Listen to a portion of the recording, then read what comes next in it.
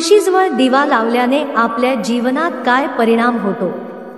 नमस्कार मित्रांनो, एकेकाळी देवी सत्यभामा भगवान श्रीकृष्णांकडे आली आणि त्यांना विचारू लागली, हे भगवान, माझ्या मनात काही प्रश्न निर्माण होत आहे, कृपया मला मार्गदर्शन करा.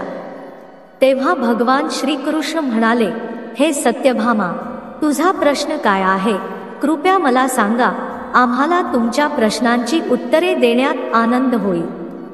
तेव्हा सत्यभामा म्हणते, हे स्वामी, तुळशीजवळ दिवा लावण्याचे महत्त्व काय आणि रोज संध्याकाळी तुळशीजवळ दिवा का लावला जातो?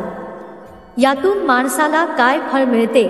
तुळशीजवळ दिवा लावण्याची पद्धत काय आहे आणि दिवा लावताना कोणत्या मंत्राचा जप करावा?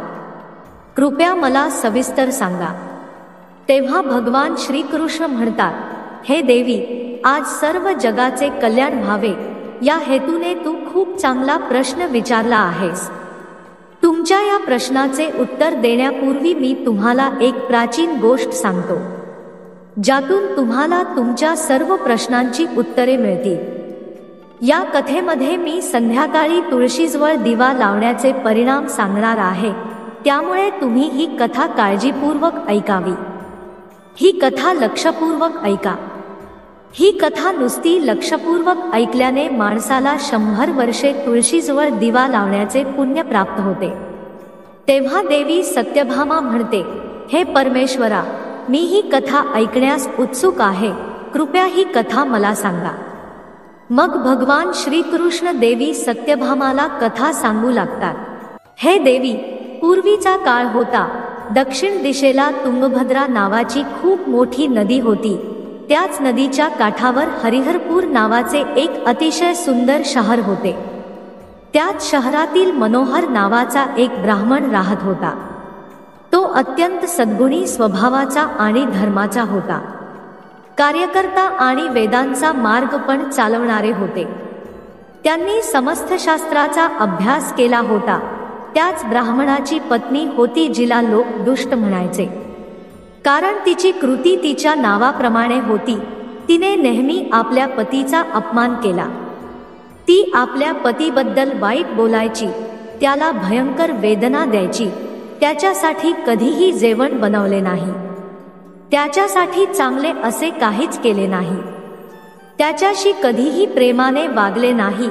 जेव्हा केव्हा तिच्या पतीचे मित्र आणि कुटुंबातील सदस्य घरात आले, तेव्हा ती महिला त्यांना अपमानित करून दूर पाठवायची आणि वासनेने वेडी होऊन ती इतर व्यभिचारी स्त्रियांसोबत हिंडत असे.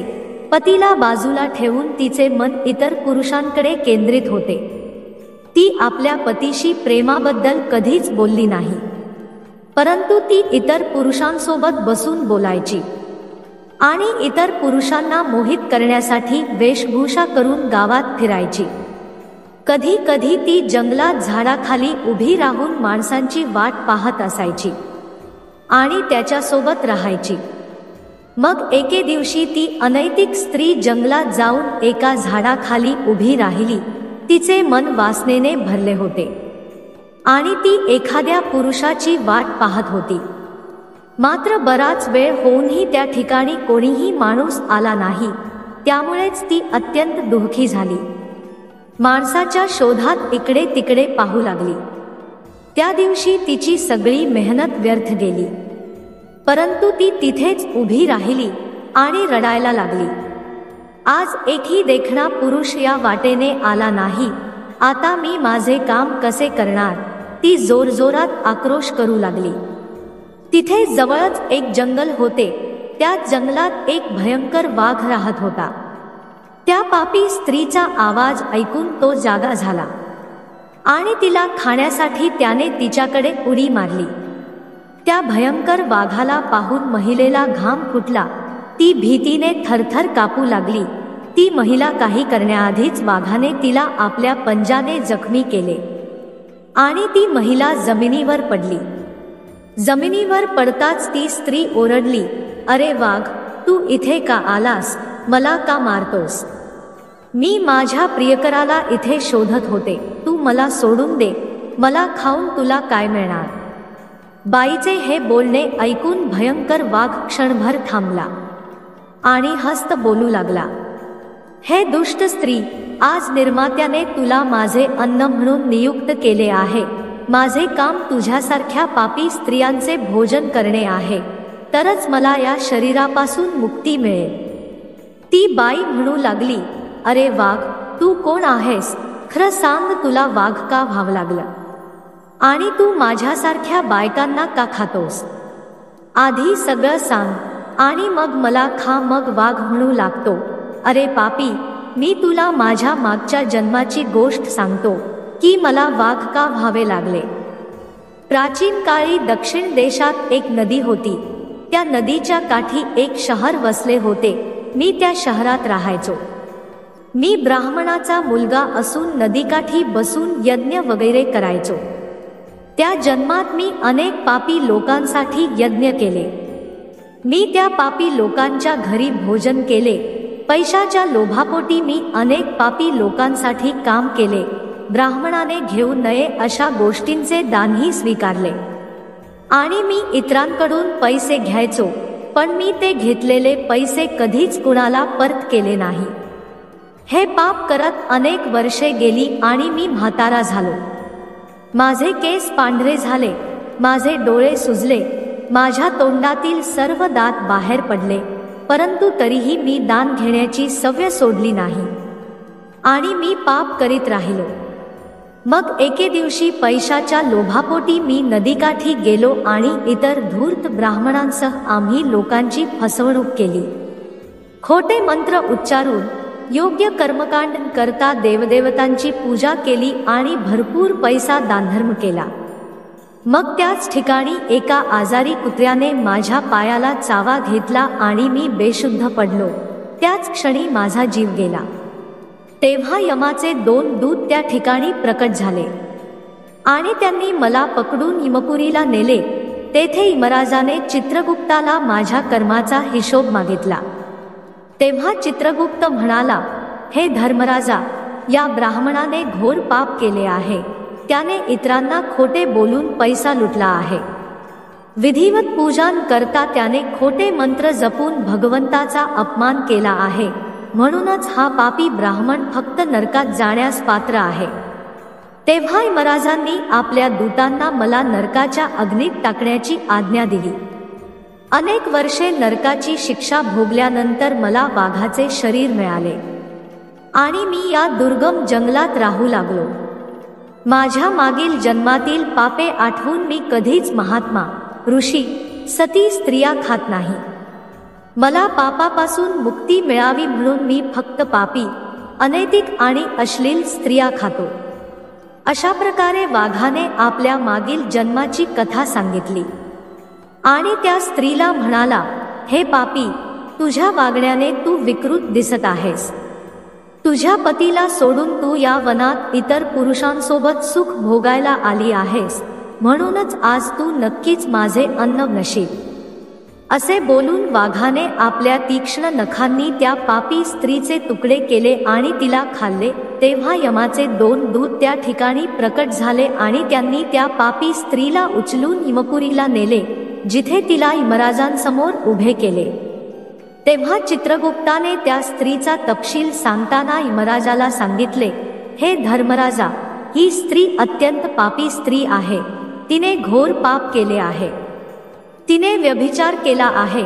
तिने कधीही आपल्या पतीची सेवा केली नाही. ती आपल्या पतीला विसरून इतर पुरुषांसोबत आनंद लुटत असे. तिचे पाप ऐकून यमराजाने त्या स्त्रीला अग्नीने भरलेल्या तलावात टाकण्याची आज्ञा केली. अशा प्रकारे तिला अनेक वर्षे वेगवेगळ्या नरकात टाकण्यात आले आणि नरकात टाकल्यानंतर ती पापी स्त्री पुन्हा पृथ्वीवर आली आणि चांडाळाच्या रूपात तिचा जन्म झाला. चांडाळाच्या घरी जन्म घेतल्यानंतर ती पुन्हा अनेक पापे करू लागली, व्यभिचार करू लागली आणि अनेक पापी पुरुषांसोबत फिरू लागली. नंतर काही काळानंतर तिच्या मागील जन्माच्या पापांमुळे तिला कुष्ठरोग झाला आणि तिला भयंकर वेदना होऊ लागल्या. तिच्या शरीराचे अवयव जळू लागले, तिचे डोळे दुखू लागले. ती या वेदना सहन करून दिवस काढू लागली. मग एके दिवशी ती तीर्थस्नानाच्या उद्देशाने अंतापूरला गेली. तिथे ती एका आश्रमाबाहेर राहू लागली. त्या आश्रमात तुळशीचे रोप होते. तुळशीजवळ इतर महिलांना दिवे लावताना पाहून त्या पापी स्त्रीनेही तसेच केले. त्यांनी तुळशीच्या रोपाजवळ दिवा लावला आणि त्याच रात्री हृदयविकाराच्या झटक्याने तिचा मृत्यू झाला. आणि यमराजाचे 2 दूत तिला घेऊन जाण्यासाठी तेथे आले. यमाचे दूत फासात बांधलेल्या त्या पापी स्त्रीला घेऊन जाऊ लागले. भगवान विष्णूचे 2 सल्लागार त्या ठिकाणी प्रकट झाले आणि त्यांनी त्या दूतांना थांबवले आणि म्हणू लागले, हे दूत, या स्त्रीला एकटे सोडा. ही स्त्री नरकात जाण्यास पात्र नाही. तुम्ही हा गुन्हा कोणाच्या सांगण्यावरून करत आहात? तेव्हा यमाचे दूत म्हणू लागले, यमराजाच्या सांगण्यावरून आम्ही या पापी स्त्रीचे हरण करत आहोत, पण तुम्ही आम्हाला का थांबवत आहात? ही स्त्री अत्यंत पापी स्त्री असून तिला नरकात नेण्याचा आदेश देण्यात आला आहे. मग पार्षद म्हणू लागले, हे दूत, ही स्त्री विष्णूची भक्त आहे. ती नरकात जाण्यास पात्र नाही. तिने संध्याकाळी तुळशीजवळ दिवा लावला आहे. यामुळे त्याची सर्व पापे नष्ट झाली आहेत. म्हणूनच तो आता नरकात जाण्यास पात्र नाही. तो स्वर्गात जाण्यास पात्र झाला आहे. पार्षदांचे म्हणणे ऐकून यमाचे दूत त्या स्त्रीला त्या ठिकाणी सोडून यमलोकात परतले. तेथे जाऊन त्यांनी यमराजाला संपूर्ण कथा सांगितली. तेव्हा भगवान विष्णूच्या सल्लागारांनी त्या स्त्रीला दैवी विमानात बसवून स्वर्गात नेले. भगवान श्रीकृष्ण म्हणतात, हे देवी, सत्यभामा या मार्गानेच तुळशीकडे आली आहे. दिवा लावल्याने माणसाची सर्व पापे नष्ट होतात. जी स्त्री रोज संध्याकाळी तुळशीजवळ दिवा लावते ती भाग्यवान होते. तिच्या मागील जन्मांची सर्व पापे नष्ट होतात आणि तिला सुखसमृद्धी प्राप्त होते. तुळशीजवळ दिवा लावताना या मंत्राचा रोज जप करावा. ओम तुलसीदेवायच विद्महे विष्णुप्रियाईच धीमहि तन्नो वृंदा प्रचोदयात्. श्री कृष्ण म्हणतात, सनातन हिंदू धर्मात 10,000 गायी दान केल्याने जे फळ मिळते तेच फळ तुळशीची पाने दान केल्याने मिळते. ज्याला मृत्यूसमयी तुळशीच्या पानाचे पाणी तोंडात मिळते तो सर्व पापांपासून मुक्त होऊन श्रीकृष्णाच्या घरी जातो. सनातन हिंदू धर्मात तुळशीच्या रोपाला सर्वात जास्त महत्त्व आहे. तिची पूजा सर्वप्रथम भगवान विष्णूंनी केली होती.